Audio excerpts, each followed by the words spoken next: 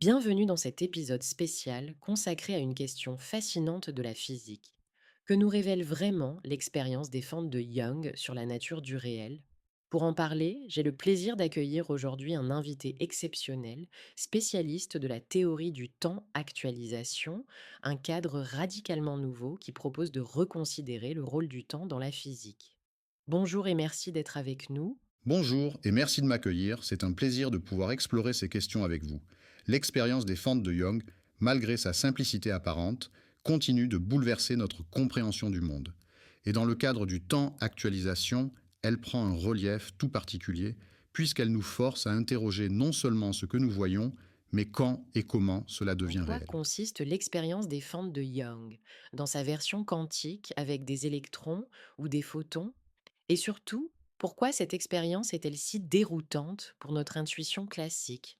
Bien sûr, l'expérience des fentes de Young est l'un des tests les plus emblématiques de la physique quantique. On envoie des particules, par exemple des électrons, une par une, vers une plaque percée de deux fentes, derrière laquelle se trouve un détecteur. Si l'on ne mesure pas par quelle fente chaque particule passe, on observe à l'arrivée une figure d'interférence typique d'une onde. Les particules semblent interagir avec elles-mêmes comme si elles avaient traversé les deux fentes à la fois. Mais si l'on installe un dispositif pour détecter par quelle fente passe chaque électron, cette figure disparaît. On retrouve alors un simple schéma de particules. Cela défie notre intuition classique parce qu'on a l'impression qu'un électron sait s'il est observé ou non et qu'il ajuste son comportement en conséquence. Ce qui est en jeu ici, c'est la nature même de la réalité. Une particule est-elle réellement passée par une fente particulière avant d'être détectée? Et que signifie le fait de l'observer? La théorie du temps actualisation aborde ces questions de manière radicalement nouvelle, en réintégrant le temps comme processus actif de sélection. Elle propose que ce n'est pas l'électron qui choisit une fente, mais que c'est l'événement de détection lui-même qui fait advenir ce choix, actualisant en un instant précis une possibilité parmi d'autres. L'expérience des fentes semble impliquer une sorte de dualité onde-particule ou même une superposition d'états. Mais dans le cadre du temps actualisation, comment comprend-on ce phénomène d'interférence? Est-ce qu'on dit encore que l'électron passe par les deux fentes? Non, précisément. Le cadre du temps actualisation rejette cette idée ambiguë. Dans ce paradigme, il ne s'agit pas de savoir par où passe la particule avant qu'un événement ne soit actualisé. Avant toute actualisation, il n'y a pas de réalité effective, il n'existe qu'un ensemble de potentialités formalisées par un état quantique. Lorsque l'électron est émis, il n'a pas encore de trajectoire définie. Ce que nous appelons superposition n'est pas une coexistence de réalités, mais une distribution de possibles non encore réalisés. Le phénomène d'interférence reflète simplement le fait que l'ensemble de ces possibles, notamment les chemins passant par les deux fentes, contribuent à la probabilité d'actualisation d'un événement sur l'écran. Ce n'est qu'au moment de l'impact, l'actualisation, que l'un de ces possibles devient réel, de façon irréversible. Si aucun dispositif de mesure n'est placé aux fentes, il n'y a pas d'actualisation intermédiaire. Le système évolue selon sa dynamique probabiliste jusqu'à ce que l'événement détecté émerge sur l'écran. L'interférence est alors un effet statistique issu du fait que l'actualisation a pris en compte un passé non déterminé, un état de superposition non encore réduit. Mais dès qu'on installe un détecteur sur les fentes, on introduit une actualisation intermédiaire. Le système n'est plus dans une superposition par rapport au passage par les fentes. L'événement de passage par une fente est actualisé localement, ce qui réduit les potentialités ultérieures. L'interférence disparaît, non parce que l'électron change de comportement, mais parce que l'histoire du monde s'est construite différemment. Vous avez mentionné que l'actualisation se produit à un moment donné et qu'elle est irréversible. Pourriez-vous nous expliquer ce que cela implique concrètement pour l'expérience des fentes et en quoi cette irréversibilité est-elle différente de l'idée classique de mesure ou d'effondrement de la fonction d'onde? C'est une question essentielle. Dans le cadre du temps actualisation, l'irréversibilité n'est pas une conséquence secondaire ou un artefact thermodynamique. Elle est au cœur même du processus physique. Chaque actualisation est une transition irréversible du possible au réel. Une fois qu'un événement est actualisé, par exemple le passage par une fente ou l'impact sur l'écran, il s'inscrit dans le graphe causal du monde. Il devient une composante définitive du passé. Ce qui distingue fondamentalement cette approche d'un simple effondrement de la fonction d'onde, c'est que l'actualisation n'est pas déclenchée par l'observation en tant que telle, ni par une prise de conscience. Elle se produit selon une dynamique intrinsèque décrite par l'équation d'actualisation universelle qui tient compte de la cadence locale, c'est-à-dire de l'intensité d'actualisation du temps en un lieu donné. Dans l'expérience des fentes, tant qu'aucune mesure n'est effectuée aux fentes, le système évolue dans un régime de potentialité et l'actualisation ne se produit qu'au niveau de l'écran. C'est à ce moment-là, et à ce moment-là seulement, qu'un événement concret s'ajoute au monde. Il n'existe donc pas de trajectoire préalable ni de superposition réelle. Ce qui existe, c'est un flux d'actualisation qui opère localement, irréversiblement et de manière stochastique. Cela permet d'expliquer la disparition des interférences dès qu'un événement intermédiaire est actualisé. C'est la structure causale du monde qui change. L'histoire se construit autrement et cette construction ne peut pas être réécrite ou inversée. Le passé, dans notre théorie, est littéralement ce qui a été actualisé.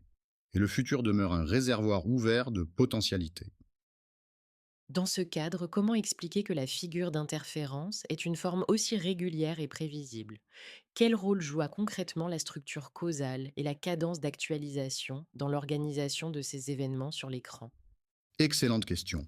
Ce que révèle l'expérience, ce n'est pas simplement un comportement probabiliste, mais une régularité statistique très précise. Et c'est là que la théorie du temps d'actualisation introduit une interprétation nouvelle et cohérente. Dans cette théorie, chaque événement actualisé s'inscrit dans un graphe causal discret. Ce graphe n'est pas un décor, c'est l'histoire même du monde en train de se constituer. La dynamique probabiliste, gouvernée par l'état quantique et pondérée par la cadence locale, ne produit pas des résultats aléatoires bruts, mais une structure statistiquement contrainte. Concrètement, la figure d'interférence émerge parce que la probabilité d'actualisation d'un événement à un point donné de l'écran dépend de la configuration globale des potentialités non encore actualisées ainsi que du passé causal. Ce que l'on observe comme un motif régulier n'est pas une onde physique qui se propage, mais le résultat d'un champ de propension d'actualisation qui reflète la structure des possibles.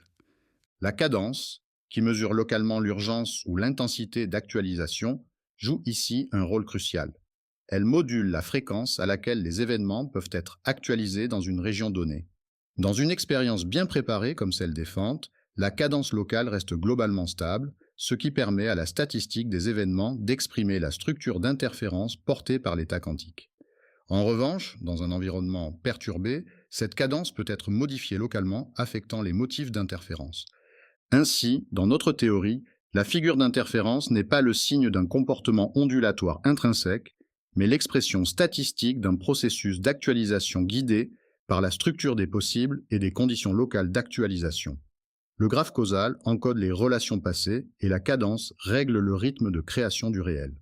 Ensemble, ils produisent l'organisation apparente du monde. Plusieurs interprétations ont été proposées pour expliquer cette expérience, notamment celle des mondes multiples ou celle de Bohm avec ses trajectoires pilotées. Comment la théorie du temps actualisation se positionne-t-elle par rapport à ces approches? C'est un point central. Le temps d'actualisation partage certaines motivations avec ces interprétations, notamment la volonté de restaurer une description cohérente du réel, mais elle s'en distingue profondément tant sur le plan ontologique que dynamique. Prenons d'abord les mondes multiples d'Everett. Cette vision postule que toutes les issues possibles se réalisent, mais dans des branches parallèles du multivers.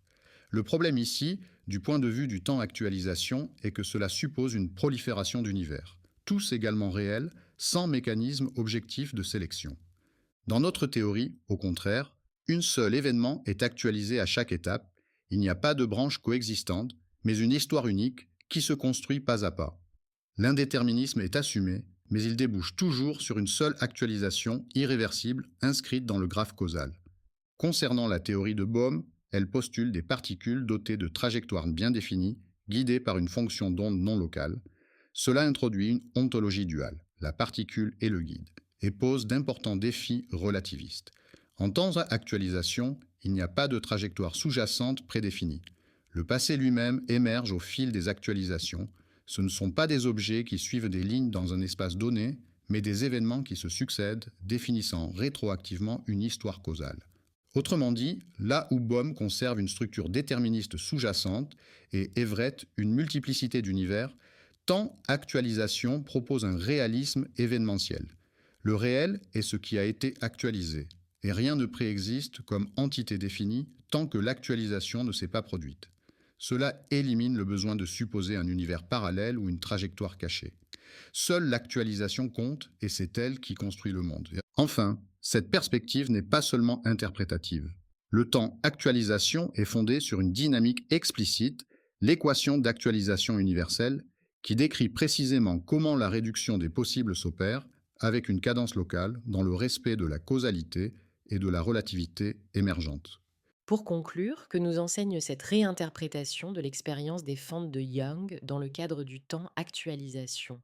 Et quelles implications cela pourrait-il avoir pour l'avenir de la physique?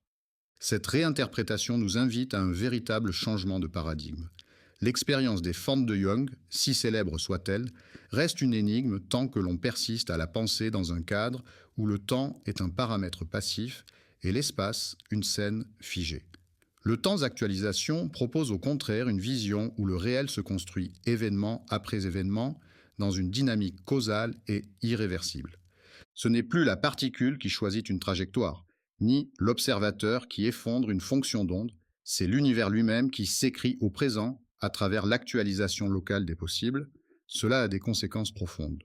Ontologiquement, cela signifie que le monde n'est pas un bloc d'événements déterminés, mais un devenir en cours. Physiquement, cela nous oblige à repenser les fondements mêmes de la mécanique quantique en intégrant le temps non plus comme un simple axe, mais comme un processus fondamental. Et expérimentalement, cela ouvre la voie à de nouveaux tests, notamment ceux explorant la décohérence gravitationnelle, les effets d'un bruit fondamental d'actualisation ou les variations de la constante de structure fine. Mais au-delà de la physique, cette perspective renoue avec une intuition profonde, que le réel ne précède pas le temps, mais en est l'enfant. Chaque événement est une création, chaque instant une sélection irréversible. Le temps actualisation ne nous propose pas seulement une autre manière de faire de la physique, il nous propose une autre manière d'habiter le monde.